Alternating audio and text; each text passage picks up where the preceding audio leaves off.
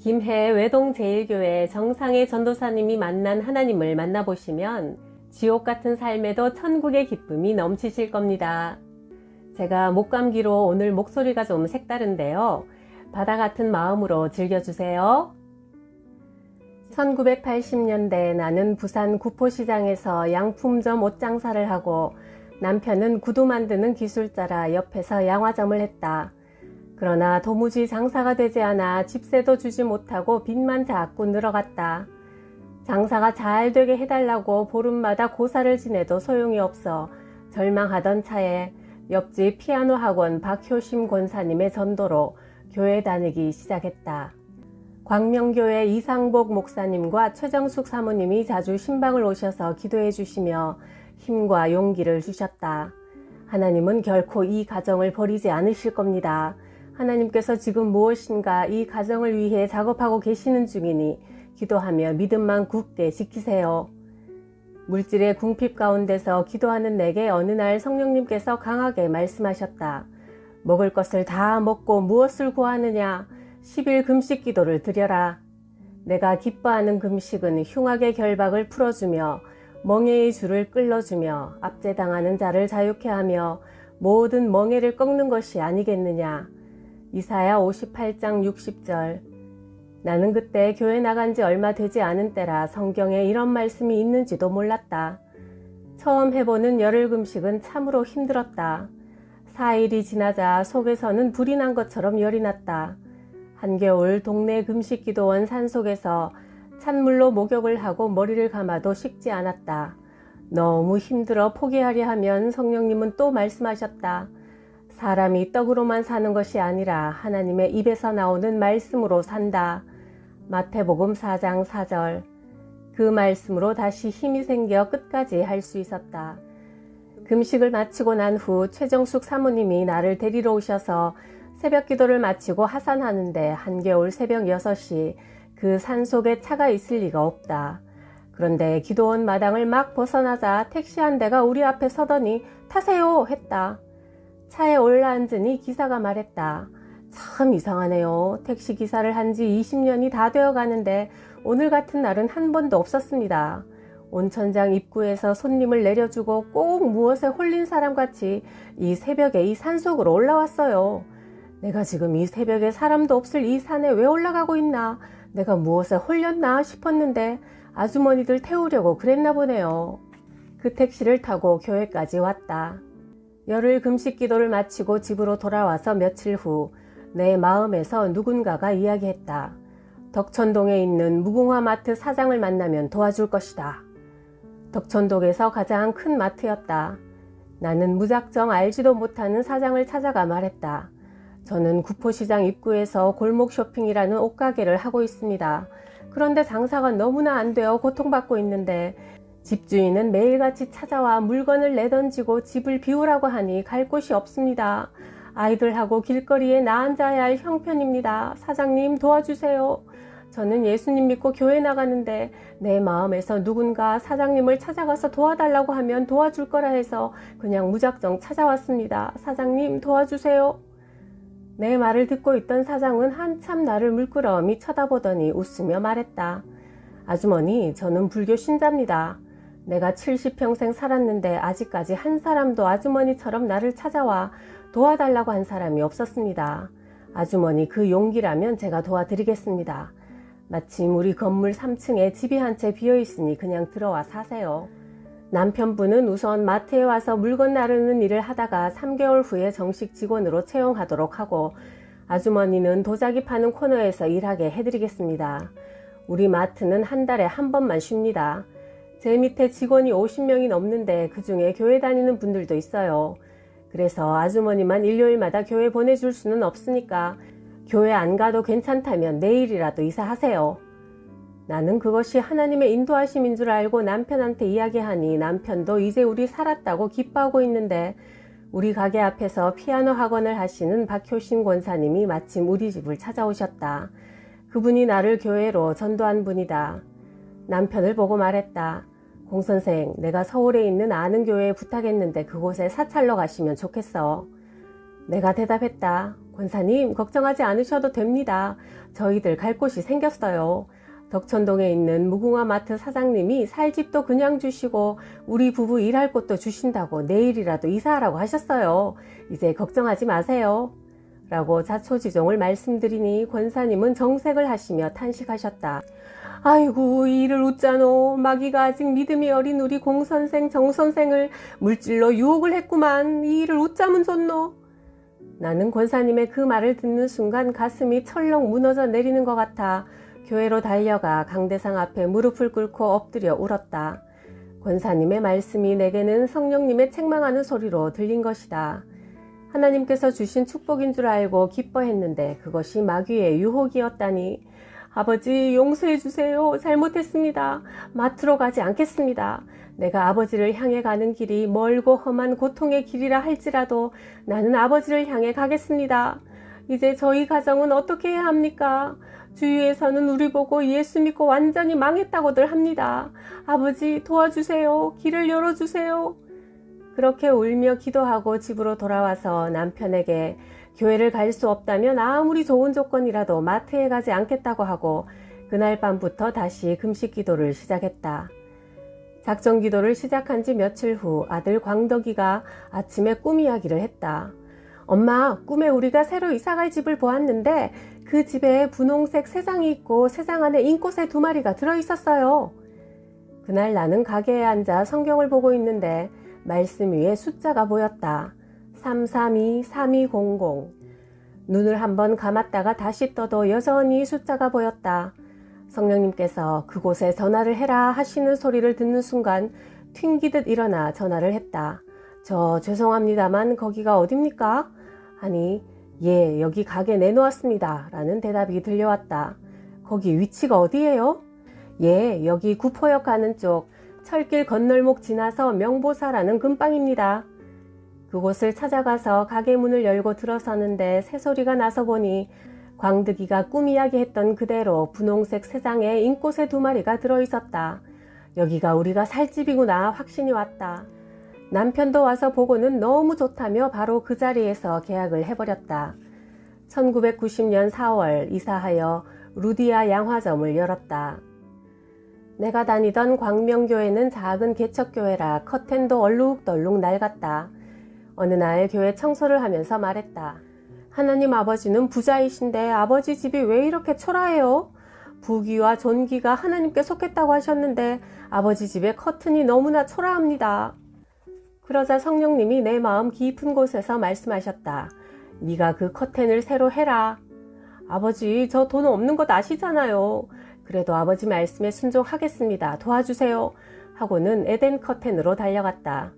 커튼집 사장도 집사님이라 교회 커튼을 하고 싶은데 돈이 하나도 없다고 했더니 할부로 해주시겠다며 28만 원이라 했다. 예쁜 커튼으로 맞춰놓고 기분 좋게 집으로 돌아오는데 내가 평소에 다니던 길로 가지 않고 엉뚱한 길로 구포시장 안쪽에 음식 파는 골목으로 가고 있었다. 집으로 가야 하는데 내가 왜 이리로 왔지 생각하는 순간 점심시간이라 사람들이 긴 나무 의자에 앉아 음식을 먹고 있는 사거리 한복판에 사람들이 눈을 뜨고 보고 있는 그곳에 금덩어리가 번쩍이는 게 아닌가. 사람들이 웃고 이야기하며 거기를 바라보고 있는데도 아무도 그 금덩어리를 주우려고 하지 않았다. 나는 너무나 자연스럽게 금덩이가 놓여있는 곳에 가서 큰 소리로 하나님 감사합니다. 제게 돈이 없는 줄 아시고 금덩어리를 주시니 감사합니다 하는데도 사람들은 아무도 나를 쳐다보지 않았다. 하나님이 그들의 눈을 가려놓으신 모양이었다. 주워서 보니 그것은 금목걸이였다. 그것을 손에 들고 하나님, 목걸이 주인에게는 더 좋은 것으로 아버지가 채워주세요 기도하고는 금은방으로 가져가자 커튼 값에서 모자라지도 남지도 않는 정확한 28만 원을 주셨다. 주일 아침 조금 남은 쌀을 가지고 아침을 지어 남편과 아이들만 차려주고 나는 금식에 들어갔다. 저녁 예배를 드리고 난 후 뒷정리까지 하고 나오려는데 목사님이 흰 봉투를 손에 쥐어주시며 요즘 힘들지요 하셨다. 목사님 감사합니다. 인사를 하고 나오는데 오늘 들었던 설교 말씀이 나를 사로잡았다. 다윗이 전쟁터에 있으면서 베들레헴 성문 곁 우물물을 먹고 싶어 할 때 병사 3사람이 목숨을 아끼지 않고 길러온 물을 다윗이 차마 자신이 먹지 못하고 하나님께 부어드린 말씀이 내 마음을 뜨겁게 했다. 나는 봉투를 성경책에 끼웠다. 아버지, 맞습니다. 목사님께서 주신 이 귀한 것을 제가 먹을 수 없습니다. 강단 꽃꽂이 헌금으로 드리겠습니다. 향기로운 제물로 받으소서. 집을 향해 오는데 마음이 날아갈 듯 기뻤다. 월요일 새벽기도 시간 꽃꽂이 감사헌금으로 드리고 집으로 오는데 가게 앞에 웬 남자들 3명이 서 있었다. 지금 당장 구두를 사야 한다며 기다리고 있었단다. 그날 하루 종일 하나님께서 얼마나 많은 손님을 보내시던지 정신이 없었다. 그날 이후 하나님은 우리 집에 양식이 남아돌게 하셨다. 40일 금식을 끝내고 한 달 보호식을 한 후 전도지를 손에 들고 전도하려고 나서는데 성령님께서 말씀하셨다. 상해야, 대구 대명동에 가면 구두 만드는 가피를 파는 공장들이 있다. 그곳에 가서 가피를 사다가 너희 가게에서 구두를 만들어 도매시장에 납품해라. 내가 반드시 너를 축복할 것이다. 남편에게 이야기했더니 믿으려고 하지 않았다. 하나님이 할 일이 없어 그런 이야기를 하시겠냐? 내가 대구 가서 확인해보고 올 거다 하고 나가더니 오후에 돌아왔다. 당신 말대로 대구 대명동에 가피 만드는 공장이 밀집해 있더라. 당신 말대로 시작해보자. 1990년 9월부터 성령님께서 가르쳐 주시는 대로 디자인하고 샘플을 만들어 부산 평화시장 도매상에 납품했다. 동네 구두가게에 부부가 나란히 앉아 구두를 만드니 지나가는 사람들이 신기해서 구경 삼아 들렀다가 맞추어 가고 직접 만드니까 믿고 사신고 가면서 얼마나 장사가 잘 되는지 주문량을 다 만들지 못할 정도로 주문이 들어왔다. 하나님께서 이스라엘 백성에게 메추라기를 보내주셨듯이 손님을 몰아 보내주셨다. 1년 후 하나님의 기적 같은 축복으로 빚을 다 갚고 먹고 사는데 문제가 없어진 어느 날 기도하는데 신학교에 가라, 신학교에 가라, 신학교에 가라 3번의 음성을 들려주셨다. 1992년 부산 기독신학교에 입학해 2년 과정인 연목회학을 마칠 무렵 기도 중 환상으로 비둘기 2마리가 날아가는 모습이 보이더니 내가 너를 보내리라 하셨다. 1994년 1월 첫 사역지로 대구 반야월에 있는 중앙교회로 가서 교회 주보를 보니 비둘기 2마리가 날아가고 있는 그림이 그려져 있었다. 환상 중에 보여주신 바로 그 그림이었다. 1년 후 외동 제1교회로 옮겨 수요 예배 전에 기도하는데 성령님께서 노방전도를 하라고 하셨다. 그래서 수요일 오후 5시부터 6시까지 노영자 집사님과 시장 입구에서 노방전도를 시작했다. 시장 보러 나오는 주부들에게 전도지를 나누어 주었다. 그러던 어느 수요일 전도하다가 전도지가 똑 떨어져 버렸다. 아버지, 사람들은 한참 많은 시간인데 전도지는 없고 어떻게 할까요? 라고 기도했더니 입술을 넓게 벌려라. 말씀을 외쳐라. 복음을 전파하라. 천둥 같은 음성과 함께 내게서 마이크 소리보다 더 큰 외침이 터져나왔다. 주 예수를 믿으라. 그리하면 너와 네 집이 구원을 얻으리라. 술 취하지 말라. 방탕하지 말라. 곤고한 날이 이르기 전에 창조주 하나님을 기억하라. 하나님이 세상을 이처럼 사랑하사 독생자를 주셨으니 이는 저를 믿는 자마다 멸망치 않고 영생을 얻게 하려 하심이라. 예수님께서 나는 길이요 진리요 생명이니 나를 통하지 않고는 아버지께로 올 수가 없다고 하셨습니다.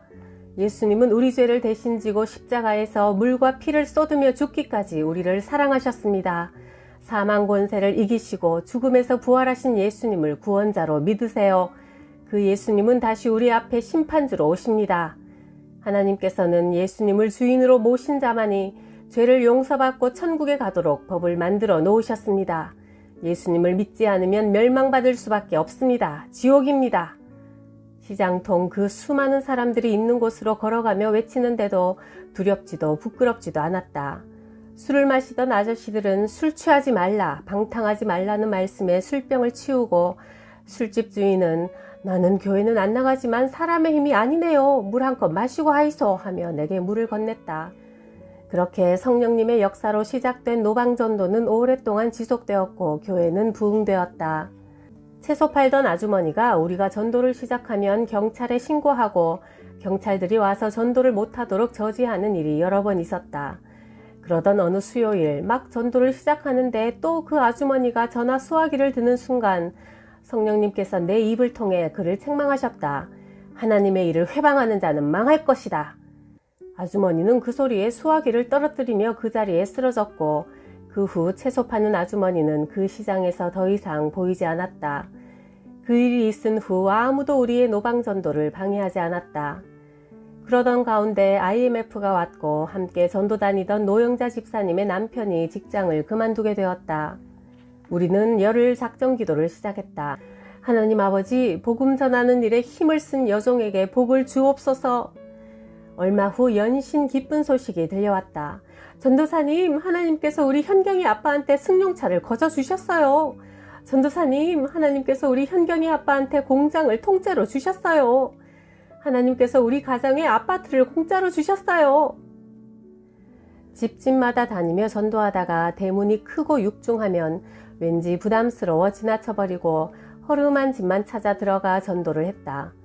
1993년 2월 3층 건물에 대문이 육중한 집을 그냥 지나쳐 가는데 성령께서 말씀하셨다.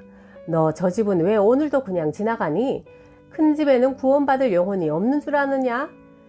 그래서 가던 걸음을 멈추고 육중한 까만 대문을 살며시 미니 초라한 작은 샤시 문들이 열어가고 있었다. 문이 조금 열린 방을 들여다보니 방 한쪽에 병원 침대가 놓여있고 침대 위에 할머니 한 분이 누워있었다. 할머니, 교회에서 전도하려고 왔어요. 예수님 믿고 건강하고 행복하시라고요. 할머니는 말기 암 환자라며 자기 몸을 보여주는데 콩알만한 암세포가 손에 잡힐 듯 번져 있었다. 기도해드렸더니 사연을 털어놓았다.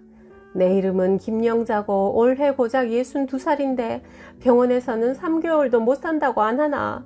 젊어서는 돈이 최고인 줄 알았대. 돈 벌려고 바둥바둥 자식들 잘 되면 되지. 그렇게 살았는데 만신창이 된 병든 몸으로 이제 와서 예수님 믿으려 하니 부끄럽구마. 우리 언니가 나만 보면 예수 믿으라고 그랬었는데도 젊어서는 내 잘난 맛에 천당 지옥이 어딨노? 죽으면 그만 이제. 그러면서 언니 핍박을 많이도 했대. 병들어 누우니까 자식도 다 떠나고 나 혼자만 덩그러이 안 남았나. 내가 그분의 손을 잡고 말했다. 육신은 병들어서 얼마 못 살아도 우리 죄를 십자가에서 대신 져주신 예수님만 믿으면 천국 가십니다. 이제 예수님 믿고 언니가 계시는 천국에 가셔야죠. 나 같은 죄인도 예수님 믿으면 천국 갈 수 있나? 그러면 나도 예수 믿을란다. 영접 기도하는 내내 할머니는 내가 죄인인기라 하시며 울었다. 지금까지 나 자신만 믿고 예수님 없다고 하면서 살았습니다. 이제 예수님만 믿고 의지하면서 살겠습니다. 내 마음에 들어오셔서 나의 구주와 주님이 되어주십시오. 나의 죄를 용서하시고 나를 다스려 주이소. 나도 예수님 믿고 하나님 자녀가 되어 천국 가고 싶습니다.